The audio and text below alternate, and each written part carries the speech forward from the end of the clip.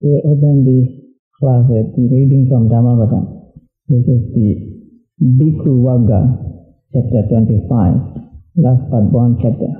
Good is restraint in the eye, good is restraint in the ear, good is restraint in the nose, good is restraint in the tongue, good is restraint in deed, good is restraint in speech, good is restraint in mind, good is restraint in everything.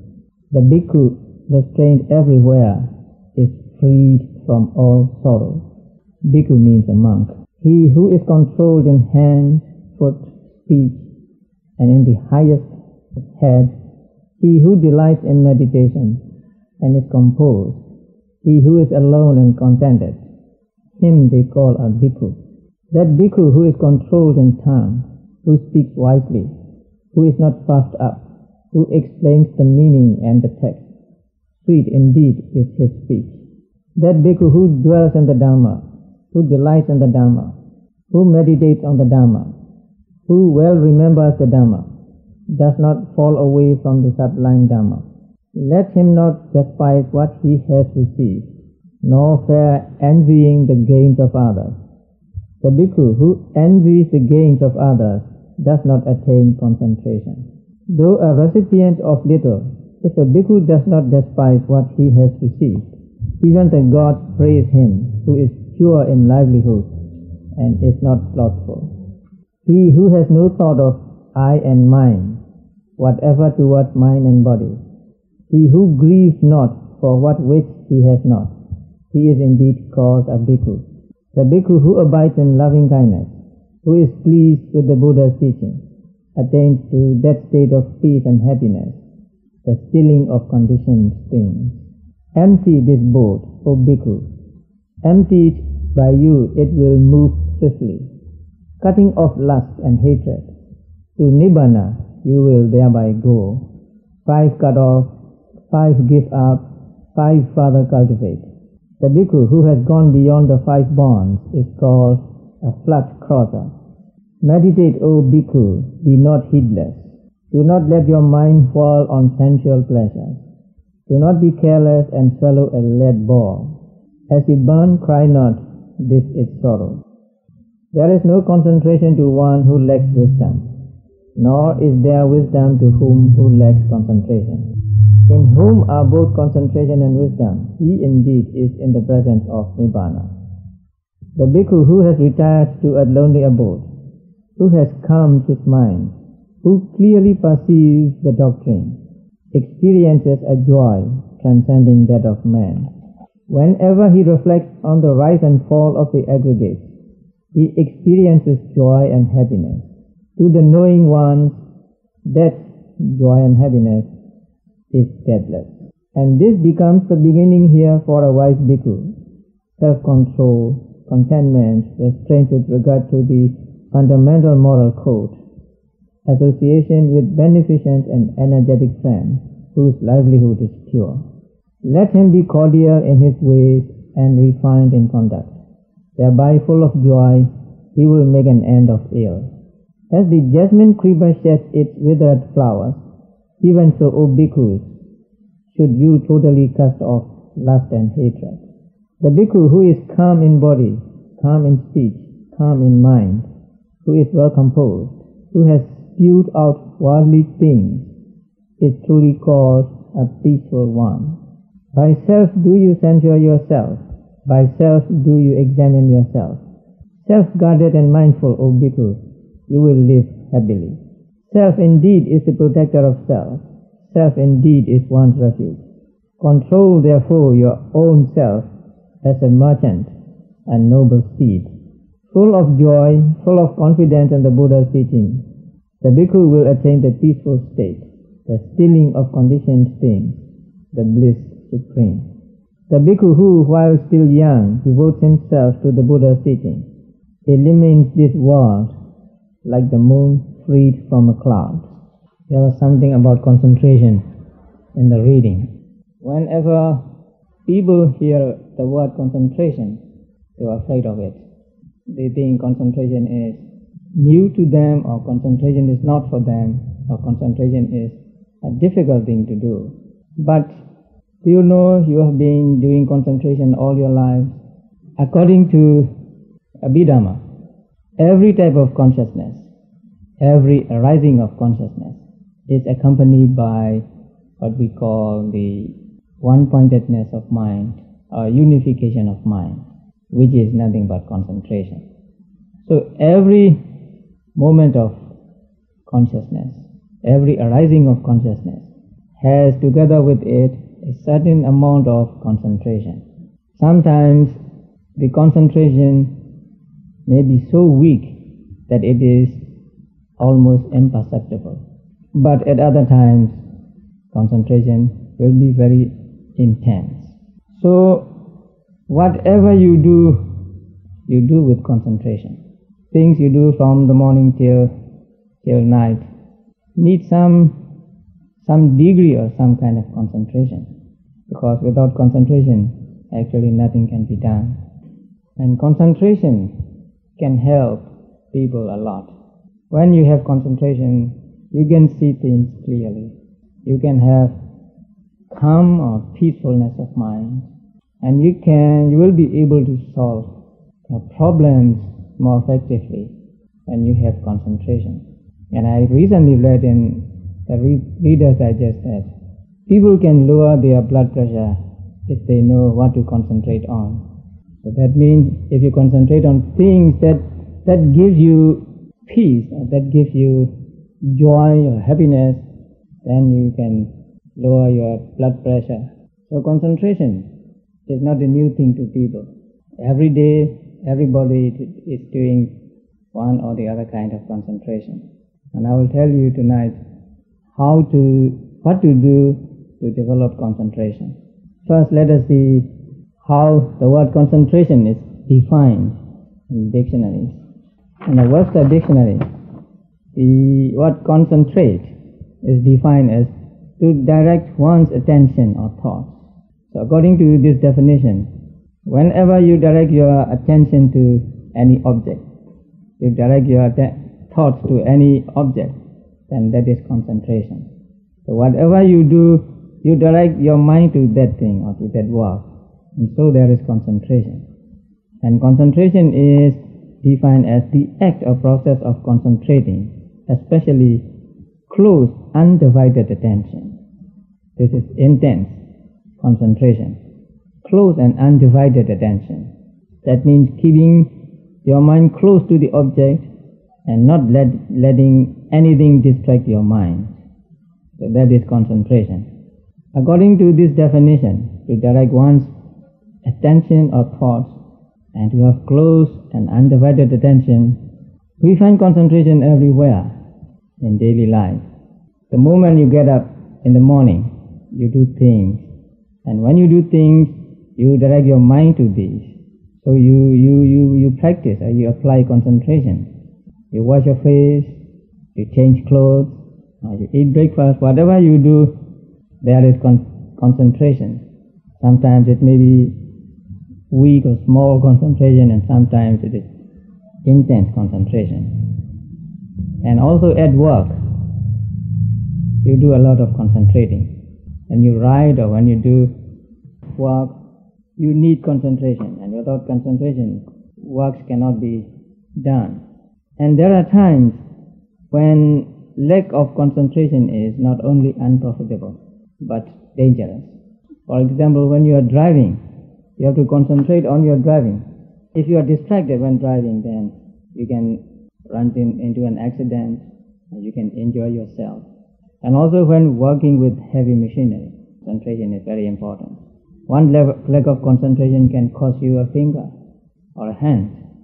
Many people have lost their parts of the body by not concentrating on what they are doing. And also when people work in the factory, in the factories at the conveyor belt, and they have to use a lot of concentration. So the belt is moving and the things are coming, and one has to concentrate on these things so that one does not miss doing whatever is to be done to these things. And also in the competition of athletes, the Olympics, they need a lot of concentration. Lack of concentration can cost them a victory, or cost them gold medals and others.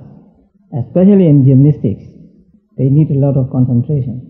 During Olympics, sometimes I saw them doing somersaults on a bar. People that bar about 4 inches wide, and they jump on this and they landed on the bar, and they did not fall down. They need a lot of concentration. So in every walk of life, whatever people do, people need to have concentration. And this concentration is essential in meditation. Meditation itself is a combination of mindfulness, concentration, and understanding or the penetration into the nature of things. Without concentration, meditation is impossible. And this concentration must be backed up by effort and mindfulness. So you put forth effort to be mindful of the objects, and this mindfulness, supported by effort, can lead you to concentration, one-pointedness of mind. So, although concentration is required in everything you do, when you meditate, all the more you need concentration. And concentration is a word for the Pali word Samadhi. So when we practice meditation, we try to gain Samadhi. We try to get the one-pointedness of mind, or the unification of mind. And this Samadhi is defined in the books, especially in the Visuddhimagga, as placing the mind on the object evenly and rightly. Samadhi is composed of Sam, A and D. A, D. D comes from Da, the root Da. So A is a prefix and Sam also is a prefix. The root Da means to hold, but here it is influenced by the A. So it means to place or to put or to center. And Sam here means evenly or rightly. So evenly or rightly placing the mind on one object is what is meant by Samadhi in Pali. So this definition goes a little deeper into the nature of concentration or Samadhi. According to Buddhist psychology, mind is composed of consciousness and mental factors. So when we say place the mind on the object, we mean place the consciousness and mental factors on the object. And when you place these on the object, you must place them evenly, not let them scatter. And you must place them rightly on the object. Rightly on the object means not being distracted to other objects. So when you keep your mind on the object, you keep the consciousness and the mental factors unified, and you keep them without being distracted. When you keep the consciousness and mental factors on the object unified and not being distracted, then you are practicing concentration. So keeping the mind, consciousness and its concomitants on one and the same object is concentration. As long as we try to keep our minds as long as it can on one and the same object, so that the mind becomes settled down, clear, so that it can lead to the seeing of the nature of things. It is like the particles of mud settling in water. Suppose you take a glass of water from a muddy stream. First the water is muddy, so you cannot see through it, or you cannot see clearly. And gradually the particles of mud settle down, and so the water becomes clear. Or you can see through the water, or you can see the water. In the same way, our minds are always contaminated by the mental defilements, which block the clear vision of things. Mental defilements of greed, hatred, illusion, pride, and so on. When these are cleared away from the mind, when mind is settled down on one and the same object, then we begin to see the true nature of things. We begin to see things as they are. That is why concentration is a prerequisite for penetration into the nature of things. When mind is concentrated, the understanding of things just come by itself. We don't have to worry about not understanding or not penetrating into the nature of things if we have concentration. And when we practice meditation, we try to cultivate and we try to develop concentration, which is Samadhi. And there are ways to develop or to cultivate concentration. These are given in the commentaries. So these ways are time-tested and taken from the actual personal experience of teachers of old. They gave us 11 ways to cultivate or to develop concentration. The first is cleanliness. When your body is not clean, it's not easy to get concentration. So personal cleanliness as well as the cleanliness of the place where you are in is important. With the dirty body, when you sit, you don't feel clean, you don't feel free, and so it interferes with your concentration.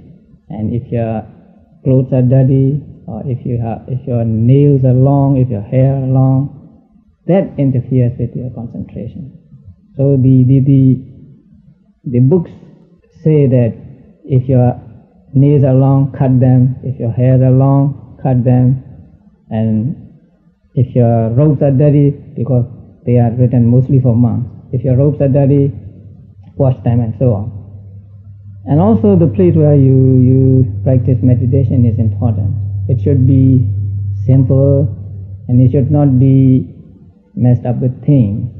If the room where you meditate is full of things scattered around, then you will find it difficult to get concentration.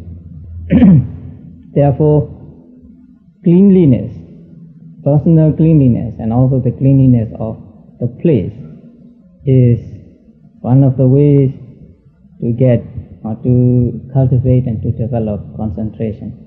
The second is the evenness of faculties. That means here to keep in balance the effort and concentration. We have different faculties working at the same time, but the most important are the two with regard to meditation, and they are the effort and concentration. Mostly we lack enough effort. We do not put forth enough effort because we are lazy. So when we lack enough effort, what happens is we fall asleep because we have too much of concentration then. We try to keep our minds on the object, and then we just let the effort off, and so what happens is we fall asleep or we feel sleepy.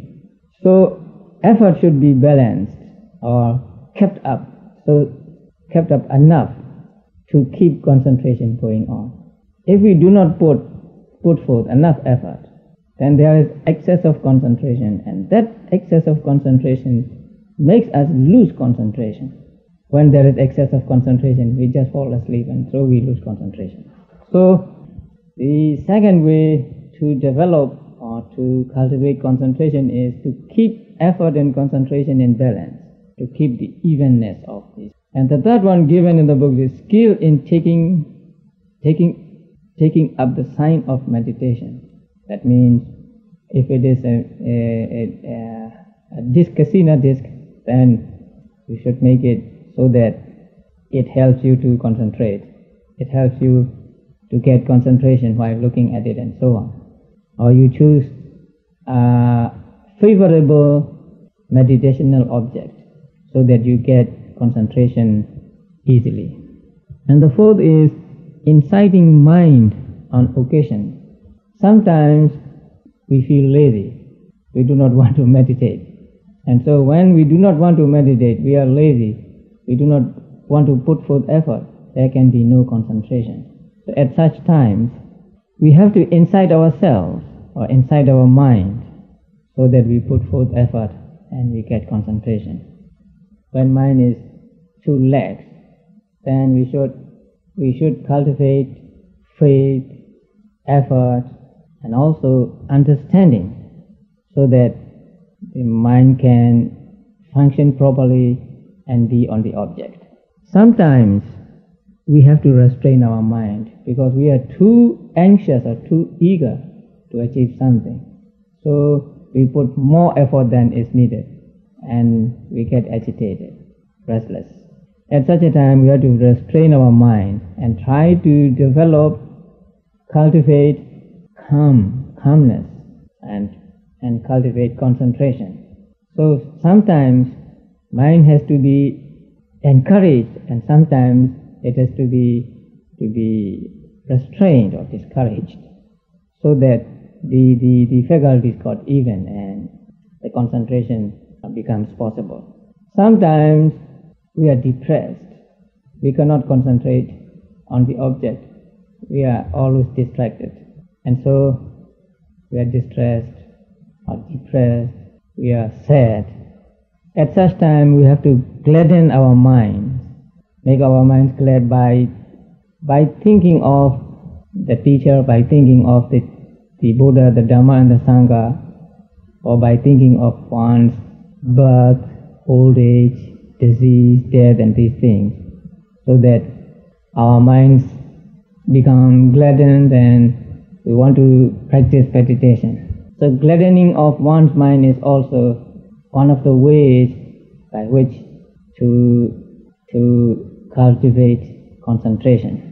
The seventh one is regarding mind without interfering. That means not to interfere with the meditating mind when everything is going fine. Like when you drive a carriage, say, drawn by 4 horses or 6 horses, and when the horses are just going evenly, you don't have to do anything. You must not drive one horse to run faster or something like that. you will disturb the balance if you do that. So in the same way, when meditation is running good, running fine, then just regard or just observe or just look at it without interfering. That means just let it go by itself. Do not put forth more effort or do not make less effort, just the right amount of effort going, whose mind are collected. If we associate with such people, then we will get something of their nature, and we will also have concentration. So avoiding association with people whose mind are not collected and associating with people whose mind are collected, these two things are conducive to gaining concentration. The next one is reflections on jhanas and vimoksas, reflections on the absorptions and deliverances. That is out of the question these days. When we have jhanas and vimoksas, then we have concentration. But reflecting on these jhanas and the deliverances can make us have more concentration. And the last one is inclination towards development of concentration. This is important. That means whatever you do, direct your mind to gain concentration. Let your mind be bent on concentration, for getting concentration. Inclination towards, bending towards concentration will make our minds ready for concentration. It is like conditioning our minds to concentration. Always think of concentration, always think of ways and means to get concentration, and always think of getting concentration, and this will make our minds inclined towards concentration. And so when we sit down and meditate, concentration will come to us easily. preconditioning one's mind to concentration. So when our minds are always directed towards gaining concentration, we can develop concentration. These are the ways by which we can develop and we can cultivate concentrative power of our mind. Without the concentration, we cannot hope to see the true nature of things, and we cannot hope to penetrate into the nature of things. We cannot hope to see the arising and disappearing of things, and we cannot hope to see the impermanent nature, suffering nature, and insubstantial nature of things. In the verse I just read from Dhammavada, it was said that there is no concentration for one who has no wisdom, and there is no wisdom for one who has no concentration. Now, concentration is a prerequisite for wisdom or a penetrating knowledge. When mind is concentrated, mind can penetrate into the nature of things, and the realization or the seeing of the nature of these things will come to you, and you don't have to make efforts to let the understanding or penetration come to you. And to this end, we should strive when we practice meditation. So the first thing to aim at the beginning of meditation is to get concentration. And in order to get concentration, when we are sitting, when we are really meditating, we need to have effort, and we need to apply mindfulness to the object. If we can, we need to keep our mind on one and the same object for a long time. When you practice samatha meditation, you will keep your mind on one and the same object to the exclusion of other objects. You give the undivided attention to that object and ignore all other things.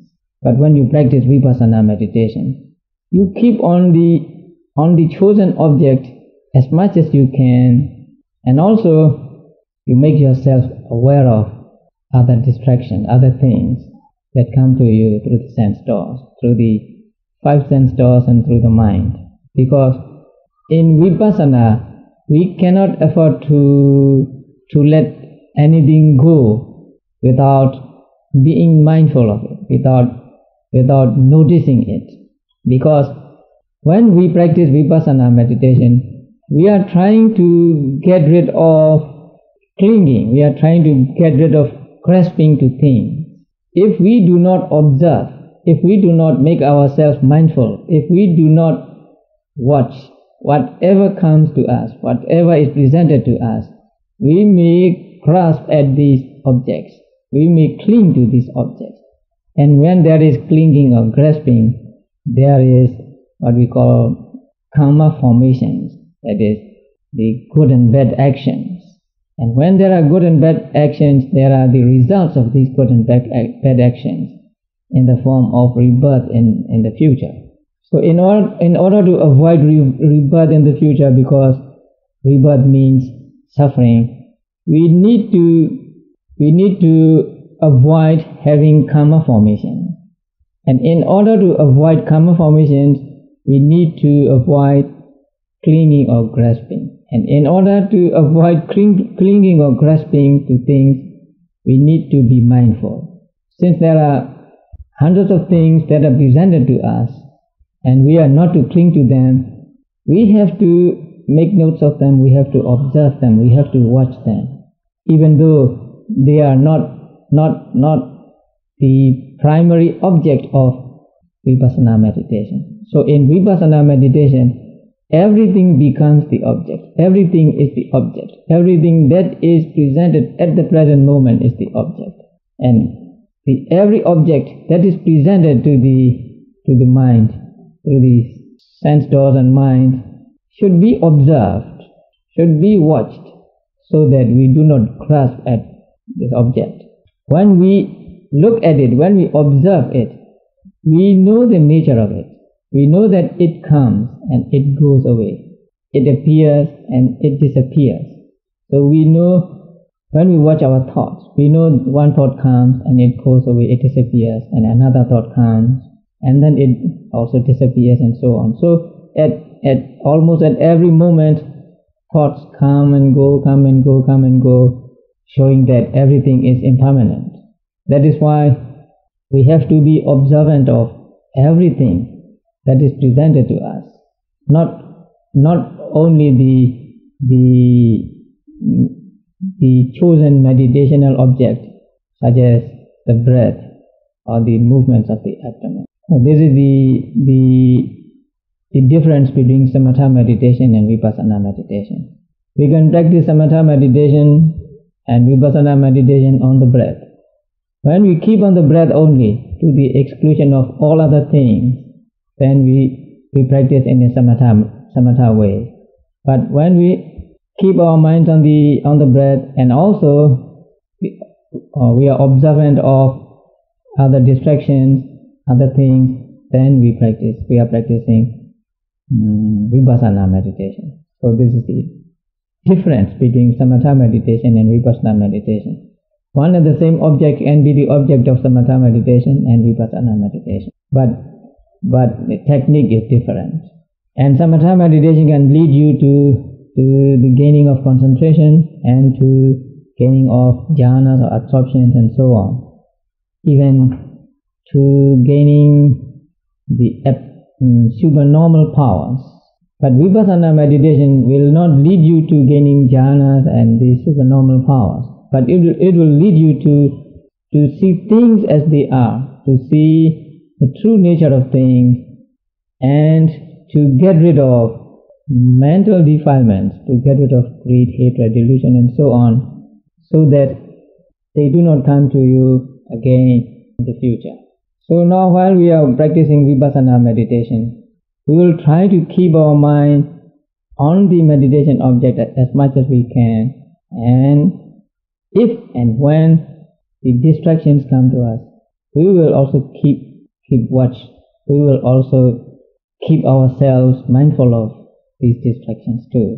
So in this way, we try to keep ourselves from grasping at these objects. And when there is no grasping, there will be no karma formations, and when there are no karma formations, there will be no results of these in the form of future rebirths. So concentration.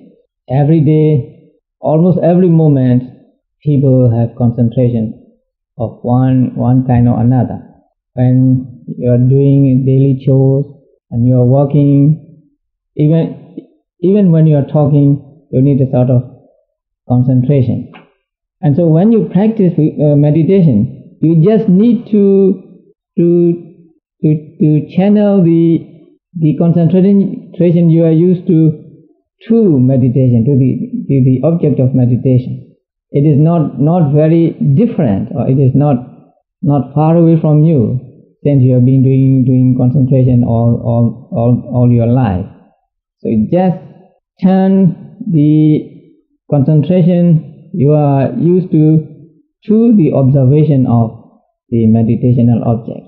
In that way, you will be able to get concentration easily.